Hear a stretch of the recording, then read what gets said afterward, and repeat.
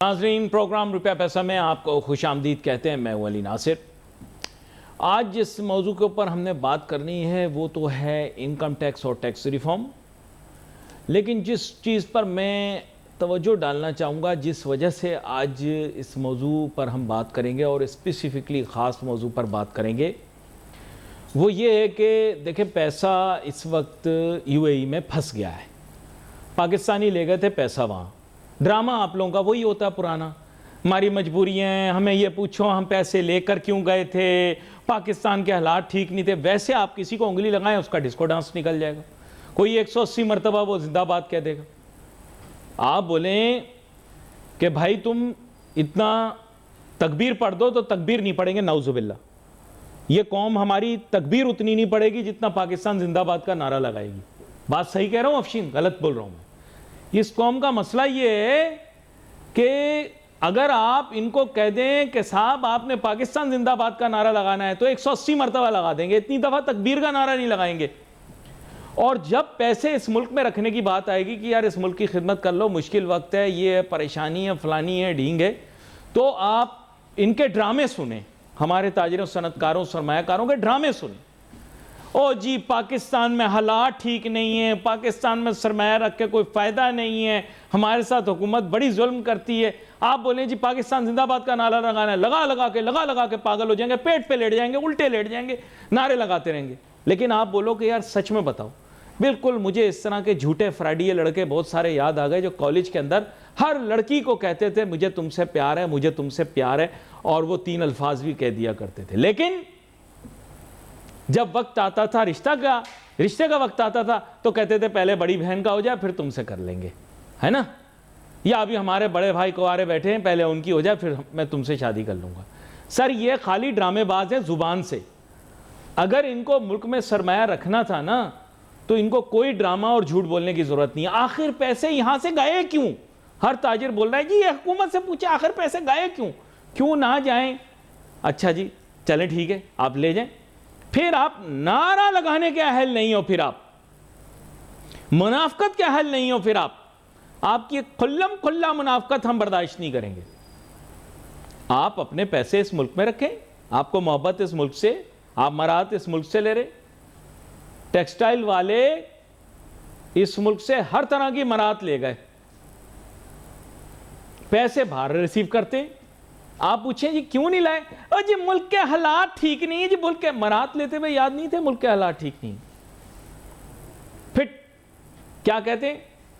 कौम टैक्स चोर है जी, कोई कौम टैक्स चोर नहीं है भाई, हम लोग चोर नहीं है। हाँ कोई जेर जबर पेश की गलती जरूर कर देते होंगे, लेकिन हम टैक्स चोर नहीं है भाई। दौलतमंद टैक्स चोर है, सरमायाकार टैक्स चोर है, हम टैक्स चोर नहीं है। हम काहे के टैक्स चोर है भाई? हर चीज पे तो हमसे टैक्स ले लेते हो। हम टैक्स चोर नहीं है, अपने आप को मुगालते का शिकार नहीं करो।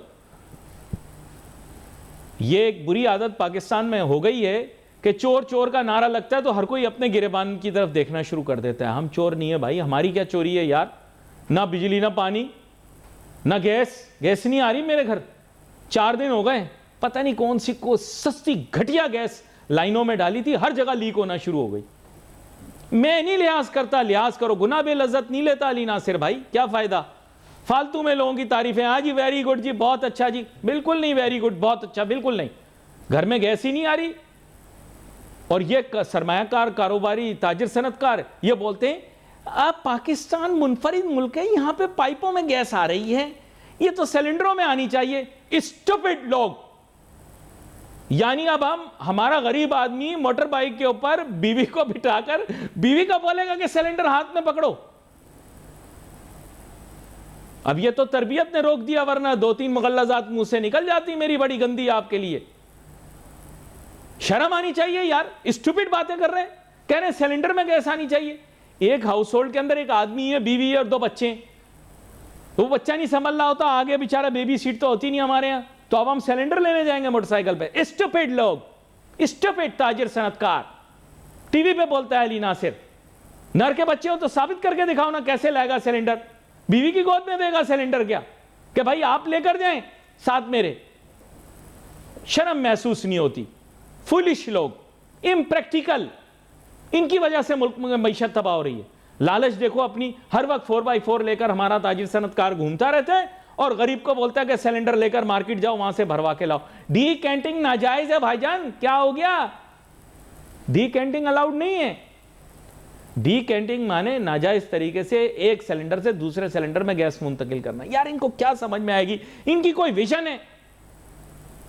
मैं आपको सच बताऊं, ये सब तुक्के में अमीर हुए हैं, मैं आपको बता रहा हूं। क्यों भाई इजाज भाई, मैंने कितने बिजनेसमैनों का इंटरव्यू लिया होगा अभी तक? मेरे ख्याल हजारों का लिया होगा। मुश्किल से 4-5 ऐसे हैं जिनकी बात सुन के मुझे लगा हो कि यार शायद जहानत की वजह से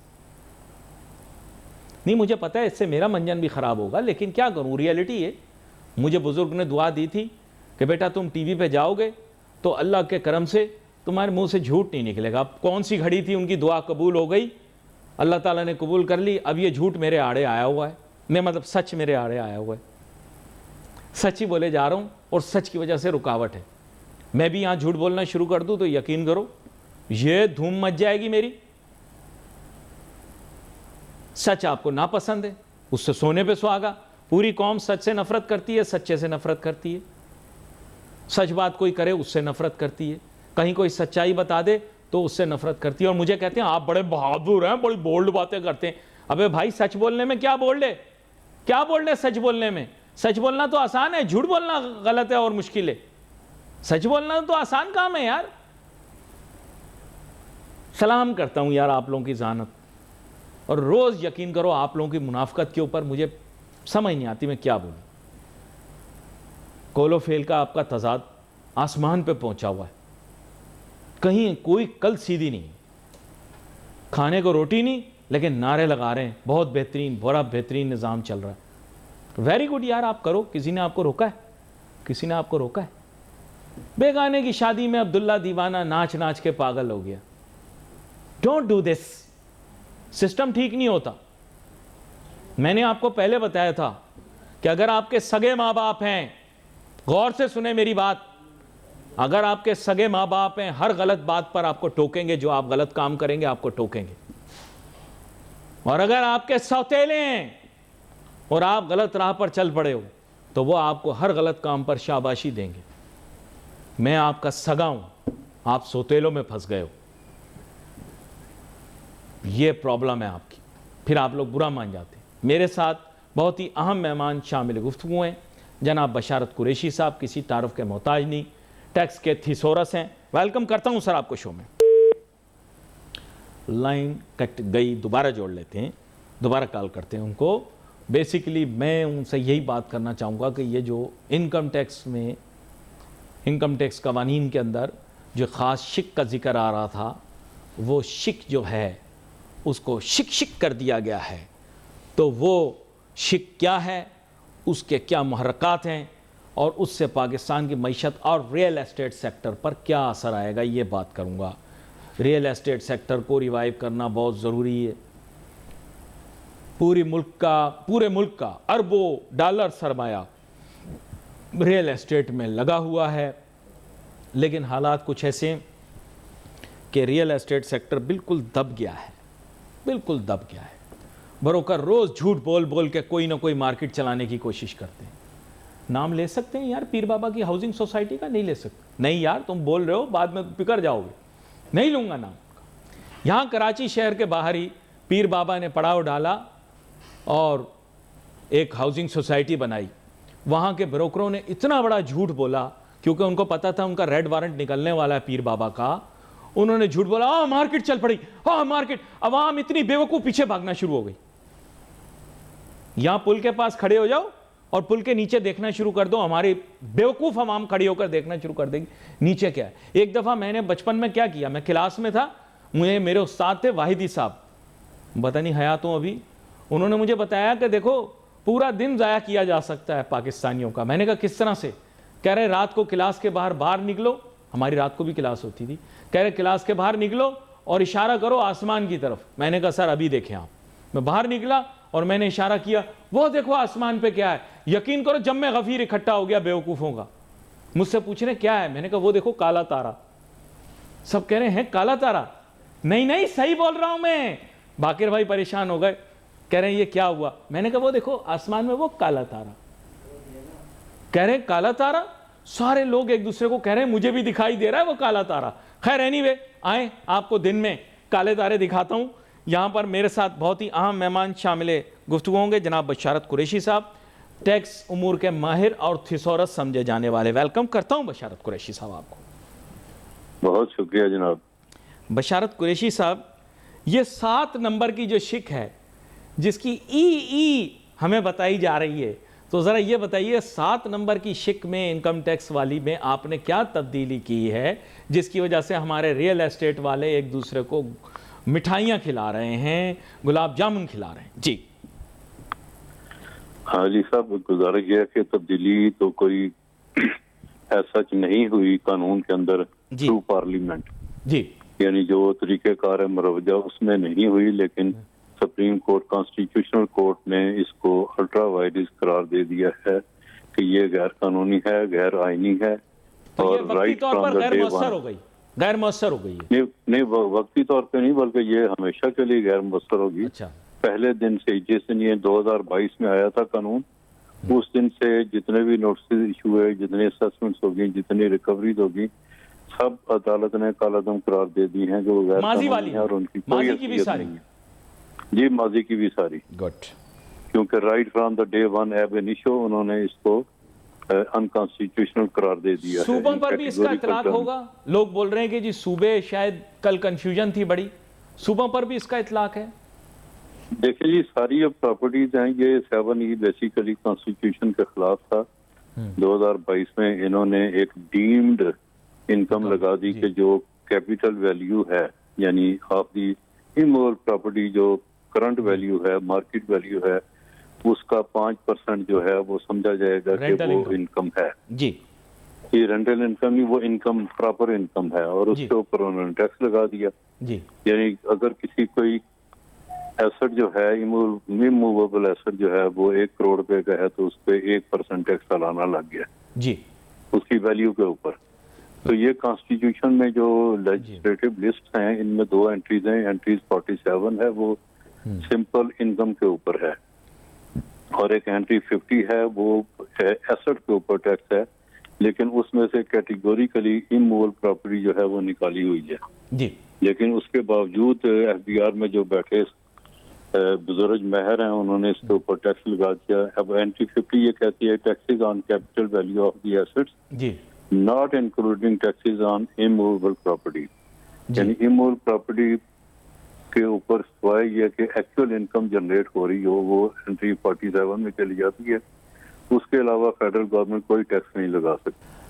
हमारे साथ मौजूद हैं जनाब बशारत कुरैशी साहब। बशारत कुरैशी साहब, आप माजरत बता रहे थे, बीच में मैंने आपको रोक दिया, पहले अपनी बात मुकम्मल कर लें, फिर उसके बाद हम आगे चलेंगे। जी बशारत कुरैशी साहब। अच्छा जी, मैं ये अर्ज कर रहा था कि 2022 में अंडर द बजटरी कंस्ट्रेंट्स ये प्रोविजन लाई गई 7E जी, ये जिसमें एक डीमिंग प्रोविजन है, जिसमें डीम्ड इनकम का कंसेप्ट लाया गया कि जनाब आपके जो एसेट्स हैं, इमूवेबल एसेट्स हैं, अगर उनकी 25 मिलियन से ज्यादा मार्केट वैल्यू है, फेयर मार्केट वैल्यू या करंट वैल्यू, तो उसका जो है 5% उस वैल्यू का हम डीम्ड इनकम कंसिडर करेंगे जी, कि आपने डीम्ड इनकम डिराइव की है, उसके ऊपर हम टैक्स लगाएंगे। तो ये टैक्स जो मैंने पहले अर्ज किया है कि कॉन्स्टिट्यूशनली गलत था, और जो स्पेशली एंट्री 50 है उसमें सारा जो है ये प्रोविंसेस का डोमेन है, इसमें फेडरल गवर्नमेंट टैक्स इस तरह नहीं लगा सकती जी। तो एंट्री 50 जो ये कहती है कि आप taxes on capital value of the assets, जी, एसेट्स का लफ्ज यूज किया है, लेकिन not including taxes on immovable property. Immovable property को उन्होंने इसमें से एक्सक्लूड ही कर दिया है कॉन्स्टिट्यूशन ने जी। और इसमें कैपिटल गेन भी था किस जमाने में कि वो भी नहीं लग सकता, तो वो 18वीं तरमीम में कैपिटल गेन जो है उसको निकाल दिया गया। तो उस चक्कर में ये एक क्या कहना चाहिए कि कॉन्स्टिट्यूशन से डेरोगेट किया गया, जो बेसिक प्रिंसिपल है उसको ये तो violate एक है किया जो गया। एक मिसाल सामने आई, लेकिन मेरे ख्याल से इस तरह जी। की बहुत सारी मिसालें होंगी जहाँ पे डेफिनेटली अगर कॉन्स्टिट्यूशनल रिव्यू किया जाए तो टैक्स कवानीन बिल्कुल फजूल और नाकारा तस्वर किए जाएंगे। ये तो सिर्फ एक मिसाल थी जहाँ पर ज़ाहिर बात है बहुत ज़्यादा यूएन क्राई हुई, लेकिन आई एम श्योर बहुत सारी ऐसी टैक्स पॉलिसियाँ तैयार की गई होंगी जो आइन से मुतसादिम है या गैर आइनी है। मेरा ऐसा ख्याल है, आई डोंट नो, आप क्या कहते हैं? जी ऐसी हैं, जैसे सीवीटी लगा है वो भी under consideration of the constitutional court है, और लोग ये एक्सपेक्ट कर रहे हैं कि उसको भी इसको अनकॉन्स्टिट्यूशनल करार दे के खत्म कर दिया जाएगा। तो कॉन्स्टिट्यूशन की वायलेशन तो इस मुल्क में डे एंड नाइट होती है, जी जी सिर्फ टैक्सेस के मैटर में नहीं, हर मैटर में। जी जी। तो पर ये जिसने लगाई होगी वो तो अब रिटायर भी हो गया होगा सर। बात ये आपने जिन बुजुर्गों का जिक्र किया, हमारे यहाँ बुजुर्ग आते जाते रहते हैं, किसी को क्या परवाह है, कोई ओनर्स ऑफ रिस्पॉन्सिबिलिटी किसी के ऊपर थोड़ी आती है। आप लोगों के यहाँ तो सिर्फ ये है कि एक्स ऑफिशियो पोजीशंस होती हैं, जिसके माने ये है कि जो सरकारी मुलाजमत पे लगा हुआ है वो जिम्मेदार है। वो आके ये कह देता है कि जी मैं तो अभी ट्रांसफर हुआ, मुझे क्या पता पिछले ने किया होगा। पिछला कहता है जी मैं तो सरकारी अफसर था, मैं तो चला गया, तुझे आप पे ही जानो। तो ये है कि यहाँ पर ओनर्स ऑफ रिस्पॉन्सिबिलिटी किसी के पास है ही नहीं, मैं तो माली हाँ। मेरा जहाँ तक ख्याल है nobody is answerable to anyone. Responsibility तो किसी पे फिक्स की जाती ही नहीं। देखें ये 4 साल लोग खुआर हो गए, जी जी ठीक है जी, लोगों ने ये इसमें नोटिसबाजी हुई, टाइम आया हुआ, तो आपका energy कानून ज़ाया का हुई, कानूनी resources डिपार्टमेंट नहीं ज़ाया होता हुए। एफबीआर के अंदर जो वेट करता है कि ये कानून जो है ये आइन के खिलाफ है, इसको लागू ही ना करो, तो बाद में एम्बेरसमेंट होगी। देखिए ये आइडिया ओरिजिनेट होता है तो वो मिनिस्ट्री ऑफ लॉ में जाता है, मिनिस्ट्री ऑफ लॉ उसको कानून बना के वेट करके भेजती है। जी लेकिन ये बुनियादी तौर पे जो पॉलिसी में बंदे बैठे हैं उनको तो पता होना चाहिए कि कोई भी काम से पहले कॉन्स्टिट्यूशन को सामने रखें, जी लेजिस्लेटिव लिस्ट जो है उनको सामने रखें। जी जी और देखें 4 साल लोगों ने इसको इसमें सफर किया। जी जी आप लेट है कि इन्होंने एक और पक लगा दी कि आपने कोई भी प्रॉपर्टी जी किसी भी प्रॉपर्टी की किसी भी कीमत की प्रॉपर्टी आपने फरोख्त करनी है जी तो आप कमिश्नर से सर्टिफिकेट लेके आए कि इसका 7E अदा किया गया है। जी यानी रजिस्ट्रार को नहीं पता है कि इसके 7E लगता है या नहीं लगता, जी लेकिन वो सर्टिफिकेट लाना पड़ेगा, और उस सर्टिफिकेट की एक कॉस्ट होती है, टाइम कंज्यूम होता है, 25 से 50 हज़ार उसका खर्चा आ जाता है। जी चाहे वो कमिश्नर साहबान ले रहे थे या उनका स्टाफ ले रहा था या कोई बीच वाला ले रहा था। अच्छा, ये तो वो पर्टेन करता है जो इनकम टैक्स पे आया। अभी एक और इम्पेडिमेंट ये है कि ट्रांसफर के ऊपर भी टैक्स लागू होता है, सेलर बायर दोनों के ऊपर। तो ये तो हाँ, ये इनइक्विटेबल टैक्स है मेरे ख्याल से। ये भी गैर आईनी तो मैं नहीं कहूंगा, लेकिन गैर अखलाकी टैक्स है। उसके बाद से they have amassed tremendous amount of wealth, they have made declarations about their wealth and now they can not hide it.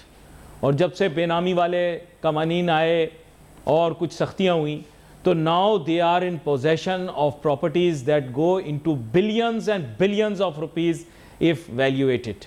तो अगर वो ये वेल्थ टैक्स अभी आज लागू कर दिया गया तो ये हमारे पार्लियामेंटेरियंस, हमारे एग्रीकल्चरिस्ट, हमारे एलिट्स, इन पे इतने ज़्यादा जो है वो वैल्यूएट हो जाएगी टैक्सेशन वेल्थ की कि ये बिल्कुल क्रेजी हो जाएगा मामला। और ये बहुत सारा क्योंकि अब इनका डिक्लेयर हो गया है, तो ये बिल्कुल नहीं आप चाहेंगे कि वेल्थ टैक्स आए। मेरा जहाँ तक ख्याल है, हो सकता है मैं गलत हूँ, आप इस्लाह कर दें। नहीं, आपका ख्याल बिल्कुल ठीक है। वेल्थ टैक्स जो है वो मुशर्रफ साहब जब आए थे तो उन्होंने खत्म कर दिया था। पहला जो टैक्स खत्म किया था वेल्थ टैक्स खत्म किया था। तो उस वक्त मैं मुल्तान में था, तो फौज वाले सर्वे करवा रहे थे, तो एक वेल्थ टैक्स का सवाल किया गया एक प्रेजेंटेशन के दौरान के वेल्थ टैक्स जनाब क्यों खत्म किया गया है। तो मुशर्रफ साहब ने अपने सारे एसेट खुद डिक्लेयर किए थे, प्रेस में आ गए थे, तो मैंने वो सारे वाइट बोर्ड पे लिखे। मैंने कहा जी इतना प्रेसिडेंट साहब का ये टैक्स बनता है, क्या ये देंगे? और हर साल देंगे जब इन एसेट से इनकम भी कोई जनरेट करी, तो वेल्थ टैक्स खत्म करना तो बनता है ना जी। तो वो वेस्टेड इंटरेस्ट हैं एलीट क्लास के, वो ये भी टैक्स खत्म नहीं होना था। इसमें भी सारे जो एलीट क्लास है वो हिट हो गई थी। जी जी, ये मेरे आपके लिए खत्म नहीं हुआ, मेरे आपके ऊपर होता तो ये कॉन्स्टिट्यूशन कोड भी कभी खत्म ना करती। सर असल में मसला ये है कि प्रॉपर्टी सारी दुबई में फंस गई है। मैं आपको रियल सिचुएशन बता रहा हूँ। पैसा अब वापस लेकर आना है पाकिस्तान। इन लोगों ने बनाया अपनी तरफ से बड़ा कोई प्यारा सा एमनेस्टी पैकेज, IMF ने उठा के वो दूर फेंका, उसे उठा के बोला ये जो है ना, ये no exceptions in the eyes of law, आप एमनेस्टी ला नहीं सकते हो। इन्होंने कहा हम रीड्राफ्ट करते हैं, हम IMF वालों को बेवकूफ़ बनाएंगे। उन्होंने कहा यार आप अभी मॉन्टेसरी के अंदर हो, हम इस यूनिवर्सिटी के वाइस चांसलर होकर निकल चुके हैं, आप हमें बेवकूफ़ नहीं बना सकते। तो इन्होंने अब कोई ना कोई चक्कर चला के मैक्सिमम इन्होंने कोशिश करनी है कि रियल एस्टेट सेक्टर को फेवर करें, क्योंकि स्टॉक एक्सचेंज वालों को जितने इन्होंने फेवर किए उसका पाई पैसा हमारे पार्लियामेंटेरियंस को नहीं मिला, और बड़ा पैसा डूब भी गया, बहुत सारे लोगों का डूबा, पार्लियामेंटेरियंस का भी, बहुत बड़े बड़े रिच लोगों का, सबका बर्बाद हो गया इसमें। उसकी वजह यह है कि स्टॉक मार्केट जब गिरी तो इसने इस दफ़ा सबको अपने साथ डबो दिया, तो इन लोगों को बहुत नुकसान हुआ है। ये मैं आपको अंदर की फिल्म बता रहा हूँ, अब ऊपर की फिल्म क्या है वो आप बेहतर बताएंगे। ये प्रॉपर्टी के ऊपर अनड्यू टैक्सेस तो है ना, 230। हाँ, मैं एग्री करता हूँ बिल्कुल। के है 7E लग गया था, ये सारे अनकॉन्स्टिट्यूशनल। लेकिन प्रॉब्लम ट्रांसफर पर है सर, गैर अखलाकी टैक्सेस हैं। प्रॉपर्टी को देखें, पाकिस्तान में इंडस्ट्री तो ये लगने नहीं दे रहे, इंडस्ट्री डी इंडस्ट्रियलाइजेशन हो रही है गवर्नमेंट की पॉलिसियों की वजह से। तो जो शोबा चलता है, अब प्रॉपर्टी का शोबा अगर चले तो उसके साथ कोई 40-50 और किस्म के शोबे भी चलते हैं। जी एग्रीड। अगर कोई बंदा एक मकान बनाता है तो वो उसका फर्नीचर भी लाता है, वो इलेक्ट्रिक गैजेट है, वो लगाता है, जी पेंट भी करवाता है, तो टीवी फ्रिज भी रखेगा। तो ये सारा एक मतलब एक पहिया चलता है माइशत। लेकिन सर प्रॉब्लम मैंने अभी रियल एस्टेट वालों से जो बात की है, सबसे बड़ा इंपेडिमेंट आ रहा है ट्रांसफर के ऊपर। जब टैक्स लग जाता है बायर और सेलर के ऊपर, तो सबसे ज्यादा रोना गाना उस पर है, वो खत्म करवाएं। वो कैसे खत्म होगा उस पर बताइए। वो टैक्स तो ट्रांजैक्शंस की रियल टाइम इंफॉर्मेशन FBR को मिलती रहे, क्योंकि विद होल्डिंग होगी तो विद होल्डिंग नॉमिनल होना चाहिए, आधा परसेंट 1% हो। इसको ये बात केसेस में 18 और 20% भी tax. But why does state want to do business? This is business. Why does state want to interfere in business? कि कुछ बिक रहा है या खरीदा जा रहा है तो state wants a cut. This is not right. देखें, स्टेट जो है ना, उसका ये राइट तो है ना कि वो इनकम के ऊपर टैक्स लगा सकती है। हाँ। अब ये एक जो विद होल्डिंग है, ये एडजस्टेबल जब टैक्स होता है तो वो फाइनल टैक्स नहीं होता, वो वापस हो जाता है, और होना चाहिए, जो कि नहीं होता। लोगों को ये भी तकलीफ है कि स्टेट भी बजाते खुद फेयर नहीं है सिटीजन के साथ। yes. कि अगर आप टैक्स ले रहे हैं तो उसका बनता है तो आप रख रहे हैं, नहीं बनता तो उसी दिन वापस कर दें। अगर कोई ऐसा निज़ाम आ जाए तो लोगों को तकलीफ नहीं होगी ये टैक्स कटवाते हुए, क्योंकि ये विद होल्डिंग टैक्स है, एडजस्टेबल है। इसका बुनियादी मकसद जो था वो ये था कि FBR को इंफॉर्मेशन मिलती रहे ट्रांजैक्शंस की, ठीक है जी। और लेकिन इसको FBR ने सोर्स ऑफ इनकम बना लिया है, जो कि गलत हो गया जी। बेसिक जो इसका पर्पस था उसे डिविएट कर गए हैं। नहीं, लेकिन वो हर्ट हुआ ना, क्योंकि अब बाइंग सेलिंग ही नहीं हो रही। देखिए, ब्रोकरों को ज्यादातर अपना माल बेचने के लिए झूठ बोलना पड़ता है। अब आपको पता होगा, पीर बाबा के रेड वारंट निकलने से पहले 1 हफ्ता पहले इन्होंने शोर मचा दिया कि जनाब उसकी हाउसिंग सोसाइटी में प्लॉट ले लो, कीमतें बहुत बढ़ गई हैं। फिर उसका रेड वारंट निकल आया पीर बाबा का, अब वो इधर से उधर भागता फिर रहा है। तो अब बात यह है कि सर हमें इस चीज़ की अंडरस्टैंडिंग क्रिएट करनी है कि we have to create inherent demand. अभी आपने कहा कि it's a good sector, it provides employment, it generates business, तो मेरे ख्याल से we need to give them some relief. Why don't you bring it to a standard 1% और 2%? Holistic approach होनी चाहिए कि इसको सबको सामने चीजें सब रख के उसके बाद कोई लेजिस्लेशन की जाए, और उसका मकसद जो है वो जहाँ रेवेन्यू जनरेट करना हो वहाँ आवाम को सहूलत देना भी हो, और बिजनेस फ्रेंडली चीजें होनी चाहिए। बिजनेस होगा तो टैक्स आएगा। ये बार बार हम अपने हर बात में जब भी आपसे गुफ्तगू होती है, मैं प्रॉपरली हर दफा ये अर्ज करता हूँ कि बिजनेस होगा तो टैक्स आएगा जी। तो बिजनेस तो करने देना लोगों को। अब गवर्नमेंट की पॉलिसियां तो ये हैं कि बिजनेस इन और ट्रांसफर देना हो, ट्रांजैक्शन देना, प्रॉपर्टी इधर से उधर जाए ना जी। तो इकोनॉमिक एक्टिविटी तो होने देना जी। जी बिल्कुल, मैं fully agree.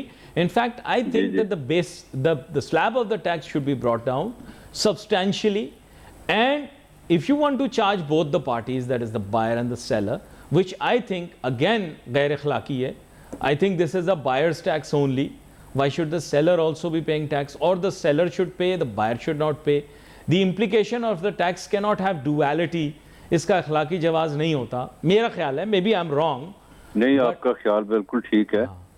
बगैर अखलाकियात के तो कोई भी काम नहीं होना चाहिए, और उसका इकोनॉमिक इम्पैक्ट भी देखना चाहिए। सिर्फ रेवेन्यू जो है एक साइड है, उसी पे सारी एम्फसिस नहीं होनी चाहिए। हाँ। और रेवेन्यू वो होना चाहिए जो रियल इनकम पे लगे। जी जी यानी ये तो विद होल्डाइजेशन ऑफ द एफबीआर हो गई है कि एफबीआर का आपको पता है कि 95 प्लस जो परसेंटेज है वो विद होल्डिंग टैक्सेस से आ रहा है। जी। ठीक है जी, 95 प्लस। जी जी 95 प्लस ये लेटेस्ट फिगर है। That's और 5% सिर्फ एफबीआर अपनी एफर्ट से जनरेट करता है और उसके लिए 27,000 की फौज रखी हुई है। जी यानी वो 5% से ज्यादा तो परहैप्स खर्च हो जाता है उनके ऊपर। जी। तो इसी तरह जो सेल टैक्स है वो 100% बिजनेसमैन खुद इकट्ठा करता है, उसमें एफबीआर का 1% का रोल नहीं है। ठीक है जी, लेकिन जहां वो कोई वायलेशन हो जाए तो पेनल्टीज हैं, प्रोसिक्यूशन है, थ्रेट्स हैं, लेकिन जो जमा हो रहा है उसकी जो है कोई शाबाशी नहीं है किसी को। जी जी। तो ये सारा जोर जो है ना प्रॉपर जो टैक्सेशन होनी चाहिए इनकम की उस पे नहीं है। जो हम बार बार कहते हैं कि टैक्स बेस ब्रॉड की जाए और टैक्स रेट कम किया जाए, एक ही हाल है जिसकी तरफ डिपार्टमेंट नहीं आ रहा। लास्ट टाइम हर दफा मैं ये अर्ज करता हूँ कि 24% रिटेलर का हिस्सा है पाकिस्तान की जीडीपी में, लेकिन टैक्स में 2% हिस्सा है। वो ये टैक्स 2 स्कीम आ जाती है या कोई और स्कीमें आ जाती हैं, वो सारी फेल हो गई हैं। जी जी। उस चीज का ऑडिट क्यों नहीं किया जाता? डिपार्टमेंट क्यों नहीं सोचता, एफबीआर क्यों नहीं सोचता कि जो रियल इनकम है, जो बहुत बड़ा चंक है, उसको हम टैक्स करने में क्यों नाकाम रहे हैं? आप और मैं पिछली दफा भी बात कर रहे थे, एक्चुअली उसका पॉलिटिकल फॉलोआउट बहुत ज़्यादा है। आपने अभी बताया जैसे जिक्र के मेहनत से 5%, उसकी वजह यह है कि उन्होंने मेहनत करने की कोशिश की। मैंने तो आपको एक मिसाल दी ना अपने छोटे से शहर सरगोदा की, कि ये मेहनत करने के लिए वहाँ पे बढ़े और फिर वहाँ पे हुआ ये कि जब ये वहाँ पर गए, लोगों ने MPMNA को फ़ोन किया और उनको कहा कि जनाबे वाला आइंदा फिर आपको वोट नहीं पड़ेगा, बाकी असेसमेंट हमारी हो जाएगी पहली, उसके बाद आप देखें आइंदा उसके बाद मार्केटों के अंदर कभी भी ये ताजर 2 स्कीम के लिए कोई रजिस्ट्रेशन के लिए नहीं आया। गुजरांवाला में कोई नहीं आया, गुजरात में कोई नहीं आया, ये सिर्फ लाहौर, फैसलाबाद और कराची तक महदूद हो गया, क्योंकि लोगों ने कह दिया कि फिर वोट नहीं मिलेगा कोई भी। तो सर ये पॉलिटिकल रीजनिंग होती है, आप भी जानते हैं, मैं भी जानता हूं। अगर आप मीडिया पे कहना चाहें सही, ना कहना चाहें आपकी मर्जी। वो देखें जी, वोट लेने का तरीका इनको आ गया हुआ है, हुकूमत बनाने का बगैर वोट के। ये चैंपियन इस बात के, तो इनको मुल्क का सोचना चाहिए, अपनी मैं आपको बता दूं, नहीं सोचना चाहिए। मैं आपको बता दूं कि बड़ा सूबा फिर बड़ा सूबा होता है। और मैं आपको ये बता दूं कि इनके politicians can not even walk the streets of our province Punjab unless they have the backing of the people. यानी अगर मैं आपको ये क्लियर बात बता दूं कि जो थोड़ी बहुत स्ट्रेंथ इनकी बाकी है वो इसी वर्किंग क्लास और एंटरप्रेन्योर्स और परचून और किराने वालों के अंदर है। मैं आपको सही बता रहा हूँ, बुरा ना मानिएगा। अभी आपने मुल्तान का जिक्र किया, मुझे नहीं पता था, लेकिन मुल्तान के अंदर भी इनके जो सपोर्टर्स हैं, आप खुद जानते हैं कि they are only shopkeepers, small business owners.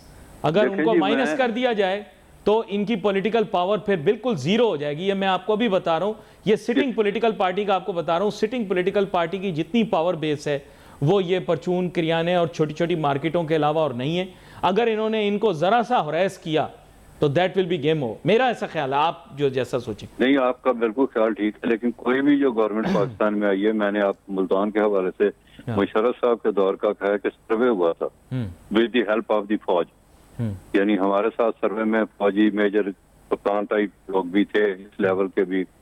वो सर्वे पाकिस्तान का हुआ, करोड़ों रुपए लगे, लेकिन काम जो है वो यूटिलाइज ही नहीं हुए, क्योंकि मुश्किल होता है असल में। उन्होंने साउथ पंजाब का जिक्र कर दिया। साउथ पंजाब की लैंड होल्डिंग्स का अगर आप साइज़ देखें, मैं खुद मुल्तान में रहा हूँ, तो आप परेशान हो जाएंगे। मेरे पास वक्त कम है, लेकिन अगर मैं आपको लैंड होल्डिंग के साइजेस बताऊंगा तो आप बिल्कुल परेशान हो जाएंगे। ये वही लैंड होल्डिंग्स हैं जिनके मुतालिक आप सुनते रहते हैं, और बड़े बड़े पॉलिटिशियंस की भी लैंड होल्डिंग्स का आपको पता लगेगा तो आप शौक में होंगे। सबसे पहले तो भाई अब यही है कि आपका शुक्रिया अदा करता हूँ कि आप आज शो में शामिल हुए। हमारी तो ख्वाहिश ये थी कि आप सेट पे आते, लेकिन किसी वजह से, कुछ मुश्किलात की वजह से सेट पे ना आ सके, लेकिन हम आगे ज़रूर कोशिश करेंगे आइंदा आने वाले दिनों के अंदर आप आएँ।